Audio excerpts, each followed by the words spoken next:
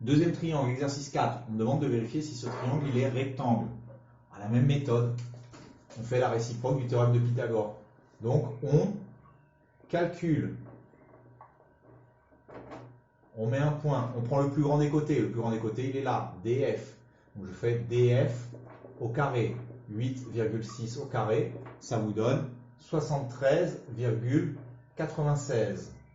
Ensuite, je calcule la somme des deux autres côtés. Donc je vais faire DE au carré plus EF au carré. Ça me donne 7 au carré plus 5 au carré. J'ai pas la place d'écrire, mais ça fait 49 plus 25. 49 plus 25, ça fait 74.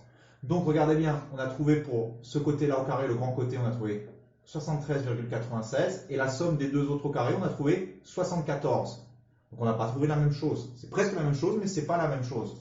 Donc on le marque que ce n'est pas la même chose. Donc df au carré n'est pas égal, on met le signe qui est différent, n'est pas égal à DE au carré plus EF au carré.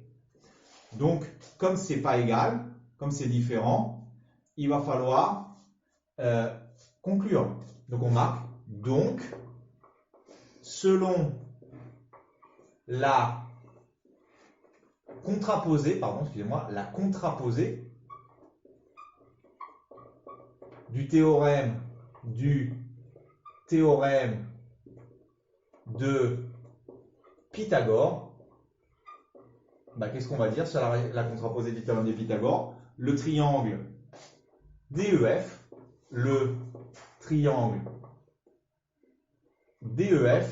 DEF n'est pas rectangle. Voilà. Donc je résume. On a pris d'abord le grand côté qui était là. On l'a mis au carré. On a trouvé 73,96. Après, on a pris les deux autres côtés qui étaient ici. On les a ajoutés en les mettant au carré. On a trouvé 74. Donc on a vu que DF au carré n'était pas égal à DE au carré plus EF au carré. C'est marqué ici. Je l'ai marqué que ce n'était pas la même chose. Donc ça veut dire, selon la contraposée du théorème de Pythagore, le triangle DEF n'est pas rectangle. On a terminé.